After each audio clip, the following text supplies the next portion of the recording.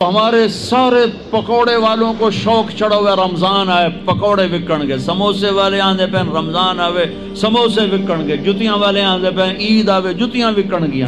وہ کسی کو یہ شوق ہی نہیں کہ بخشش ہوگی، اللہ راضی ہوگا، جنت ملے گی، اللہ کی محبت میں بھوک لگے گی، اللہ کے عشق میں پیاس لگے گی۔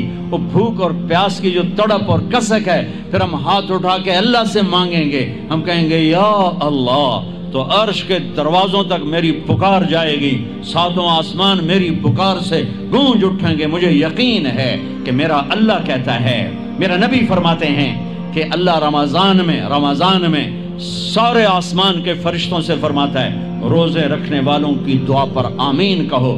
عرش کے فرشتوں سے اللہ فرماتا ہے میری تسبیح چھوڑ دو، رمضان کے روزے رکھنے والوں کی دعا پر آمین کہو، آمین کہو۔ عرش فرش میں گونج اٹھتی ہیں میری دعائیں، میری صدائیں، میرے نوحے، میرے گریے ہلا دیتے ہیں۔ اگر بھوک پیاس میں مزے آ رہے ہوں کہ واہ یا اللہ تو نے کہا تھا نا، دیکھ میں بھوک سے بیٹھا ہوں۔ اس لیے افطار کے وقت دعا کیوں قبول ہے؟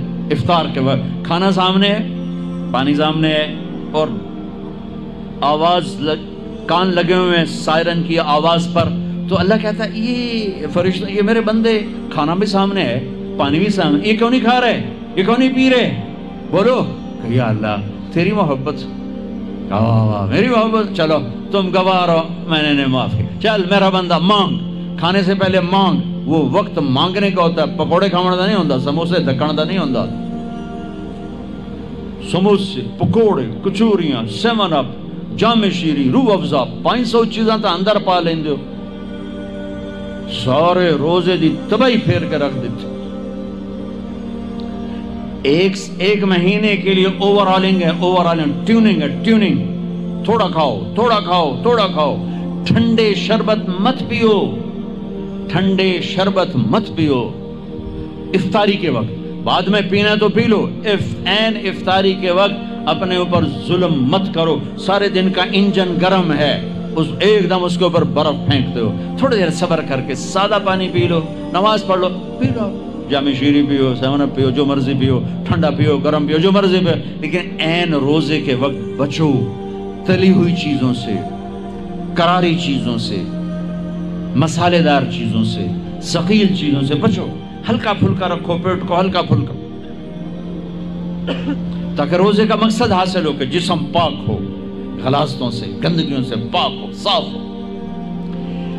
ہاں، اور اپنے دل کو بھی صاف۔ رمضان میں سب کی بخشش ہو جاتی، سب کی، 4 نہیں بخشے جاتے، 4 آدمی نہیں بخشے جاتے، 4 قسم کے مرد عورت، سب کی بخشش ہو جاتی، سب کی، 4۔ اللہ تعالی ہماری حفاظت فرما لے۔ کسی بھائی میں یہ عیب ہے، ابھی سن کے توبہ کر لینا، شراب پینے والا، مستقل شراب پینے والا، رمضان میں بخشش نہیں، ماں باپ کا نافرمان، ماں باپ کا نافرمان، بخشش نہیں۔ ماں باپ کا نافرمان کے لیے تو میرے نبی نے کہا کہ اللہ ہر گناہ کی سزا موت کے بعد دے گا۔ ماں باپ کے نافرمان کو یہیں سے شروع کرے گا اور آگے تک لے کے جائے گا، یہاں بھی سزا دے گا اور آگے بھی سزا دے گا۔ صرف ایک گناہ دنیا میں ایسا ہے، کفر شرک کی سزا بھی موت کے بعد، زنا، شراب، جوئے کی سزا، سود کی موت کے بعد ہے۔ ایک گناہ ماں باپ کی دل آزاری، دل دکھانا، اللہ یہاں سے یہ سزا شروع کرتا ہے اور آخر تک پہ چلاتا ہے اس کو۔ میرے نبی سے پوچھا گیا یا رسول اللہ قیامت کب آئے گی؟ آپ نے کہا اللہ کو پتہ ہے۔ کہ کوئی نشانی بتائیں؟ کہ جب ماؤں کو ذلیل کیا جائے گا قیامت آ جائے گی۔ ماں باپ کا نافرمان۔ تیسرا کون ہے؟ رشتہ داروں سے لڑنے والا، کبھی بھائی سے لڑا، کبھی بہن سے لڑا، کبھی خالہ سے، کبھی چاچے سے، کبھی مامے سے، کبھی تائے سے، کبھی پھوپھی سے، قریبی رشتوں سے لڑنے والا اور تعلق توڑنے والا، اس کی بخشش نہیں ہوگی۔ چوتھا کون ہے؟ کینہ رکھنے والا، کینہ، شحن، ایک ہوتا ہے بغض، ایک ہوتا ہے کینہ، شحن، بغض، شحن۔ بغض کیا ہے؟ بغض کیا ہے؟ کہ مجھے انصار بھائی سے نفرت ہے، یہ بغض۔ اور کینہ کیا ہے؟ کہ میں ان کو نقصان پہنچانا چاہتا ہوں۔ نفرت کے ساتھ ان کی ٹانگیں کھینچنا چاہتا ہوں، اس کو کینہ کہتے ہیں۔ تو یہ 4 برائیاں معاف نہیں ہیں۔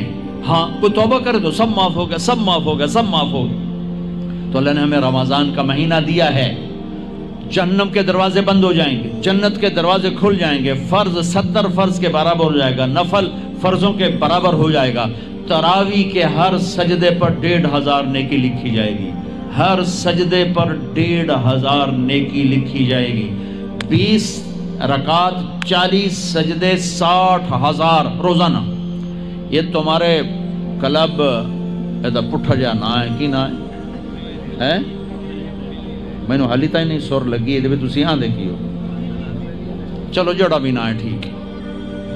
یہ بہت بڑا کلب مجھے نظر آیا۔ یہ یہاں باہر ایک چھوٹا سا پرچہ لگا دیں کہ جو یہاں آ کے تراویح پڑھے گا ہر سجدے پر اس کو 150 روپیہ دے، 150 چھوڑو 15 روپے دیے جائیں، ہر سجدے پہ 15 روپے دیا۔ ایتھے ویکھا جی لڑائیاں کیویں ہوندیاں، اے سارے پوترے دادیاں نو چاہتے لے آون گے، دو ترے نانیاں نو چاہتے، نانی ٹر اج تراویح تینوں پڑھاون،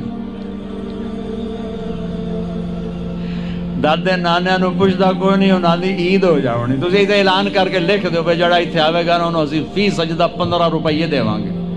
ایتھے پھر چھوٹے ویکھا جے کیویں چل دے۔ او میرے نبی، او میرے نبی، او میرے محبوب، او میرے پیارے اور میرے اللہ کے پیارے دلارے راج دلارے، وہ کہہ رہے ہیں او میری امت 1 گھنٹہ لگا لو، 1 گھنٹہ 40 سجدے، ہر سجدے پہ 1500 نیکی، 60,000 نیکیاں، اور ہر سجدے پر جنت میں ایک سرخ یاقوت کا محل، اور ہر سجدے پر جنت میں ایک درخت جس کے نیچے 100 سال گھوڑا دوڑ سکتا ہے۔ اتنے تھوڑے وقت میں اتنی کمائی۔ اب 8 تراویح پڑھ کے آدھی مسجد خالی جا رہے، کتھے جا رہے ہو، کی کرن جا رہے ہو، کوئی کام نہیں، 8 پڑھ کے جوتا اٹھا کے جا رہے ہیں۔ اے بھائی پڑھ دو، سال کے بعد آیا ہے موقع اللہ سے لینے کا، اور ہر سجدے پر یہ کچھ اللہ دے رہا ہے۔ اور پھر جب آخری رات ہوتی تو اللہ فرماتے ہیں میرے فرشتوں، میرے بندوں کی رات کی تراویح اور دن کا روزہ، اس کے بدلے میں نے ان کے پچھلے سارے گناہ معاف کر دیے۔ اور آسمان پہ ایک فرشتہ اعلان کرتا ہے یا باغ الخیر ابشر و اقبل، اے بھلائی کے چاہنے والے آگے بڑھ خوشخبری ہو، اور اے برائی کے کرنے والے بس کر اور واپس ہو۔ اور اللہ کا عرش مستقل پہلے آسمان پہ آ جاتا ہے، عرفات کے دن صرف عرفہ کے دن پہلے آسمان پر، لیکن رمضان میں پورا رمضان عرش پہلے آسمان پر۔ اور میرے اللہ کا اعلان ہے، کوئی بخشش چاہنے والا ہے، کوئی توبہ کرنے والا ہے، کوئی رزق لینے والا ہے، کوئی سوال کرنے والا ہے، کوئی دنیا اور آخرت کی حاجت لینے والا ہے، کوئی مانگنے والا۔ ہر وقت اللہ کی طرف سے اعلان ہوتا ہے اس مہینے کو بناؤ، دنیا کماؤ، حلال کمانا۔ کوئی میں تو ویسے مذاقن کہہ رہا ہوں، ہر ایک دنیا کمانا کوئی منع تھوڑا ہی، حلال کمانا کوئی منع تھوڑا ہی ہے، لیکن ایسی کمائی میں نہ لگو کہ روزے پہ زد پڑے، تراویح پہ زد پڑے، تلاوت پہ زد پڑے۔ میرے نبی پاک صلی اللہ تعالی علیہ وسلم رمضان میں قرآن کی تلاوت بڑھا دیتے تھے۔ قرآن رمضان کا سب سے بڑا وظیفہ، جی کوئی وظیفہ دسو، کوئی وظیفہ دسو، لوگ پوچھتے ہیں جی رمضان کا کوئی خاص وظیفہ بتا رہا ہوں۔ رمضان کا خاص وظیفہ قرآن کی تلاوت، رمضان کا خاص وظیفہ قرآن کی تلاوت، قرآن کی تلاوت، قرآن کی تلاوت۔ جتنا پڑھ سکتے ہو پڑھتے جاؤ، پڑھتے جاؤ، پڑھتے جاؤ، پڑھتے جاؤ۔ میرا ایک ساتھی ہے مولوی ثناء اللہ، وہ ایک دن میں پورا قرآن ختم کرتا ہے، ایک دن میں پورا قرآن، ایک دن میں پورا قرآن، پورے رمضان میں 30 قرآن ختم کر دیتے۔ سوائے اس کے بیمار ہو جائے تو کوئی بیمار ہو جائے تو 10 پارے، ورنہ پورا قرآن رمضان، قرآن پورا قرآن۔ تو چلو ہم پورا قرآن نہیں پڑھتے، کچھ تو پڑھو، سارے سال نہیں پڑھا، کچھ تو پڑھو۔ رمضان کا وظیفہ قرآن کی تلاوت، رمضان کی تسبیح قرآن کی تلاوت، رمضان کی خدمت، روزے افطار کرواؤ، سحری کھلاؤ، افطاری کراؤ، غریبوں کو مدد کرو، زکوٰۃ دو، اپنے مزدوروں سے کام تھوڑا لو، گھر کے نوکروں سے کام تھوڑا لو، اور رمضان کی سب سے بڑی بات، آپس میں بغض سے دل صاف کرو۔